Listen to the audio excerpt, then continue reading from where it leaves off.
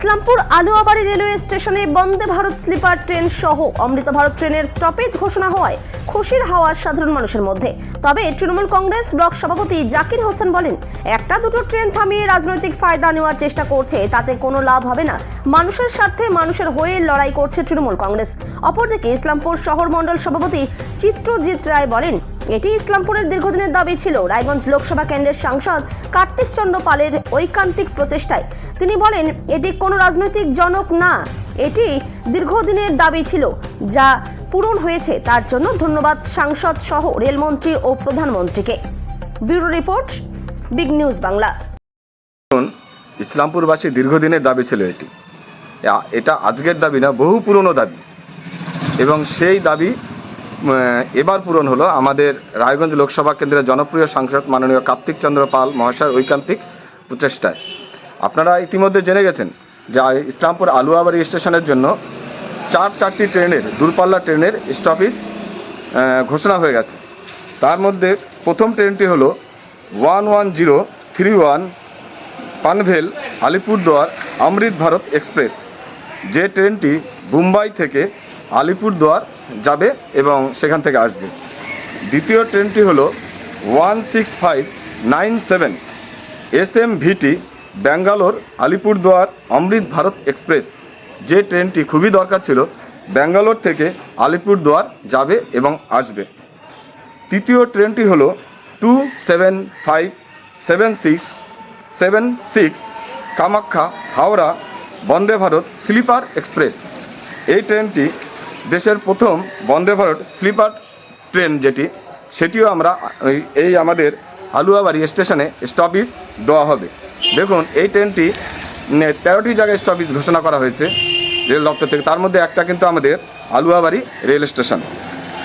চতুর্থ ট্রেনটি হলো 15945 লোকমান্য তিলক ডিব্রুগড় এক্সপ্রেস।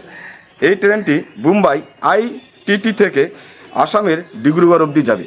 এই চারটি দূরপাল্লার ট্রেন আমাদের মাননীয় সাংসদ কার্তিক চন্দ্র পাল মহাশয়ের ঐকান্তিক প্রচেষ্টায় কিন্তু আজ ইসলামপুরবাসীর কাছে আমরা উপহার হিসাবে পেয়েছি। এটা আপনারা কি সামনে বিধানসভা ভোট, সেটা কি কতখানি, এটা কি কোনো চমক বা কি মনে হয়? না, এটা ভোটের কোনো চমক না, এটা আম পাবলিকের দীর্ঘদিনের দাবি ছিল। আমি আগে বলছি, আগের সাংসদ আমাদের যিনি ছিলেন মাননীয় দেবশ্রী চৌধুরী মহাশয়া, তার কাছে কিন্তু ইসলামপুরবাসী দাবি রেখেছিলেন। সেই দাবি আবার রেখেছে ইসলামপুরবাসী আমাদের মাননীয় সাংসদ রায়গঞ্জ লোকসভা কেন্দ্রের মাননীয় কার্তিক চন্দ্র পাল মহাশয়ের কাছে, এবং তার প্রচেষ্টায় এবং আমাদের কেন্দ্রীয় রেলমন্ত্রী অশ্বিনী বৈষ্ণবজির সহায়তায় আমরা ইসলামপুরবাসী এই চারটি ট্রেন স্টপেজ পেয়েছি আলুয়াবাড়ি স্টেশনে। বন্দে ভারতের মতন প্রিমিয়াম ট্রেন, যা 17 তারিখে প্রধানমন্ত্রী উদ্বোধন করবেন মালদা থেকে, সেটা কতখানি কি মনে করছেন? হ্যাঁ, সেই ট্রেনটিরও আমরা আজকে খুব আনন্দের সঙ্গে বলতে চাচ্ছি, সেই ট্রেনটিও কিন্তু আমরা এই আলুয়াবাড়ি স্টেশনে আমাদের ইসলামপুরবাসীর জন্য কিন্তু স্টপেজের ব্যবস্থা করে দিয়েছে আমাদের সাংসদ। মাননীয় প্রধানমন্ত্রী তো কি বলবেন? হ্যাঁ, তাকেও আমরা অবশ্যই ধন্যবাদ জানাবো, আপনি যেটা বলতে যাচ্ছেন, এবং তিনি তো গোটা দেশের প্রধানমন্ত্রী। আর আমাদের একই সঙ্গে আমাদের কেন্দ্রের যে রেলমন্ত্রী অশ্বিনী বৈষ্ণবজি এবং আমাদের রায়গঞ্জ লোকসভা কেন্দ্রের সাংসদ মাননীয় কার্তিক চন্দ্র পাল মহাশয়কে, তিনজনকে আমি এবং ইসলামপুরবাসীর পক্ষ থেকে আমরা অনেক অনেক ধন্যবাদ জানাই আপনাদেরকে। কতটা খুশি? बहुत खुशी की बात है। इसमें एक वंदे भारत ट्रेन है, लोकमान्य तिलक है और एक SMVT है। 3-4 ट्रेनों के स्टॉपेज हुए हैं। बहुत खुशी की बात है और यहाँ की जनता भी बहुत खुश है ट्रेन का स्टॉपेज हुआ है इसलिए।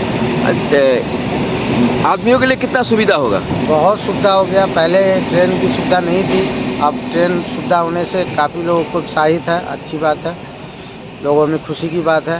जो राजधानी लोकमान्य तिलक ट्रेन का स्टॉपेज हुआ है। वंदे भारत भी है। आपका नाम? मेरा नाम अजीत कुमार हुआ।